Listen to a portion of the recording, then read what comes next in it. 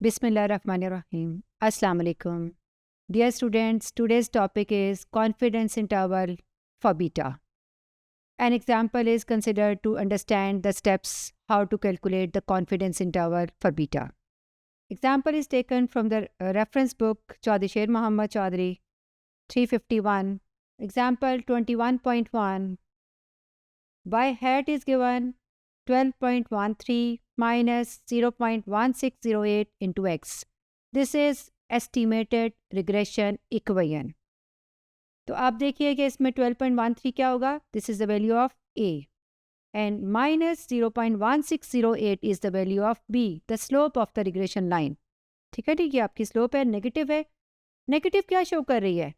As x increases, y decreases. और as x decreases, y increases. यानी x और y में इन्वर्स रिलेशनशिप है, तो आपका रिग्रेशन कोफिशिएंट जो है वो आपके पास नेगेटिव आ रहा है. और इसके अलावा क्या गिवन है? y minus y hat whole square, इसका सम गिवन है which is 1160. Sum of square of deviations of observations from their mean is 1300 and total number of observations is 24. Assuming normality, compute 95% confidence interval for beta. So we will solve it by using the value of A and B and the expression of confidence interval for beta, which is B plus minus T alpha by 2 into sigma or SB. You know that n is 24. Whenever n is less than 30, we will use T distribution. And in T distribution, we will use the estimate of variance, which is S. ठीक है जी, S B यहाँ पे use करेंगे हम. अब आप देखिए कि आपके पास जो चीज़ गिवन है वो 95% है. ठीक है, 95% mean this is 100 into 1 minus alpha percent. ठीक है, तो आप देखिए कि यहाँ पर एस स्क्वायर एस बी जो है इसका एक्सप्रेशन क्या है कि आपने लास्ट लेक्चर से देख लेना है कि mean and variance of sampling distribution of b, उसके एक्सप्रेशंस क्या हैं. ये आपके पास स्टैंडर्ड डेविएशन है जो कि सैम्पलिंग डिस्ट्रीब्यूशन ऑफ बी का वेरिएंस और फिर उसका अंडर रूट लेके स्टैंडर्ड डेविएशन आई है. ठीक है जी, ये इसके इक्वल है s square y dot x over sum of x minus x bar whole square. आपको डिनोमिनेटर गिवन है, वो एज इट इज़ लिख लेंगे. अच्छा, s square y dot x किसके इक्वल होता है? Y minus y hat whole square, इसका सम करना है और एन माइनस 2 इससे डिवाइड करना है. एन माइनस 2 इसलिए लिया है क्योंकि सिंपल रिग्रेशन है, आपके पास अल्फा और बीटा दो पैरामीटर्स थे, आपने इनको एस्टिमेट किया तो ये एन माइनस 2 इसके डिनोमिनेटर में आ जाएगा.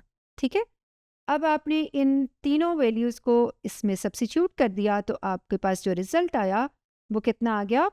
Actually this is under root and final answer is 0.2. S p is 0.2. अच्छा, अब आप देखिए दूसरी चीज़, आपको जो चीज़ यहाँ पे गिवन थी वो है 95%. So whenever you are taking 100 into 1 minus alpha percent is equal to 0.95%. Convert it into the percentage form, then it is 0.95. तो अल्फा क्या होगा?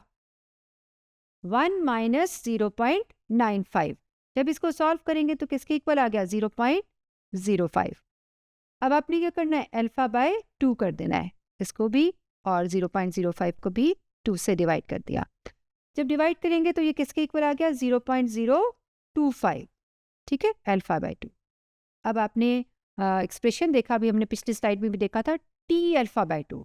आपको रिक्वायर्ड है T alpha by 2. It means T 0.025. इसकी क्या वैल्यू आती है हमने ये देखनी है. माइनस और प्लस तो हम लिख ही लेंगे, लेकिन अभी हमें इसकी न्यूमेरिक वैल्यू चाहिए. इसके लिए आपके पास टेबल्स अवेलेबल होते हैं, जी के भी अवेलेबल होते हैं और टी के भी. ये मैंने एक स्क्रीनशॉट एक बुक से लिया है. आप देखिए कि टी का टेबल है. आपने क्या करना है, इसमें आपका एन था 24. ठीक है, एन जो है वो 24 था, और आपका न्यू जो है टी के लिए new degree of freedom n-2 के यूज़ होती है. अभी आपने देखा था कि उसमें भी n-2 एक्सप्रेशन में वेरिएंस में लिखा हुआ था, तो आपकी ये वैल्यू कितनी आएगी 24 - 2 विच इज़ इक्वल टू 22, यानी t 0.025 ये तो हमने लिखा ही है, और साथ न्यू यानी कि 22 लिखा। अब आपने इसकी वैल्यू फाइंड आउट करनी है इस टेबल से। इस कॉलम में आपको जो गिवन है that is value of new, यानी कि 22 को आपने इसमें सर्च करना है, और यहाँ पर ये लिखा हुआ है 0.025, ये आपको हॉरिजॉन्टल लाइन में दी भी है, आपने यहाँ से सर्च करना है। तो आप देखिए ये 0.025 आपको ये नज़र आ गया और 22 आपको ये मिल गया। आपने क्या करना है, इसको जहाँ ज्वाइन होते हैं उधर से आपने वैल्यू को पिक कर लेना है।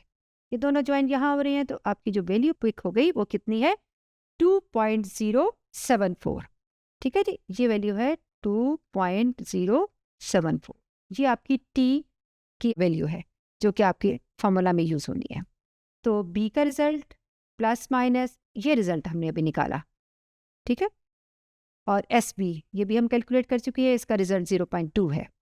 ठीक है, 2.074 टेबल वैल्यू है, 0.2 हम कैलकुलेट कर चुके हुए हैं, और ये क्वेश्चन में गिवन था -0.1608, यानी कि स्लोप जो है वो नेगेटिव है, वो हमने यहाँ सब्स्टिट्यूट कर दिया। अब आपने क्या करना है, नेगेटिव को सॉल्व करके आपने पहले लिख लेना है और पॉजिटिव को सॉल्व करके बाद में। जो नेगेटिव के साथ नेगेटिव यूज़ होगा तो ये आपकी लोअर लिमिट आएगी, ठीक है, और जो पॉजिटिव के साथ आएगी वो आपकी अपर लिमिट आएगी। तो आपके पास ये दो रिजल्ट्स आ गए। अगर हम इसको फिगर में देखें इस तरह से, ठीक है, ये आपके पास माइनस, अगर ये टी का स्केल हम बना रहे हैं तो ये -t α/2 यहाँ पर था, और ये आपके पास t α/2 यहाँ पर है। इसका रिजल्ट था -2.074 और इसका रिजल्ट था +2.074। ठीक है, अब आपने क्या किया है कि दो वैल्यूज़ निकाली हैं जो कि बीटा के स्केल पे, कि आपका बीटा जो है वो लाई करता है -0.5856 से लेकर कहाँ तक 0.2540, यानी बीटा की जो रेंज है we are 95% confident that our limits of beta lies between -0.5856 to 0.254। ठीक है, कॉन्फिडेंस इंटरवल का जिक्र साथ ज़रूर करना है कि हम कितने % कॉन्फिडेंट हैं कि हमारा बीटा जो है इन दो लिमिट्स के बिटवीन लाई करता है। तो इस तरह से हम जो है मैनुअली कैलकुलेट करेंगे बीटा की लिमिट्स को।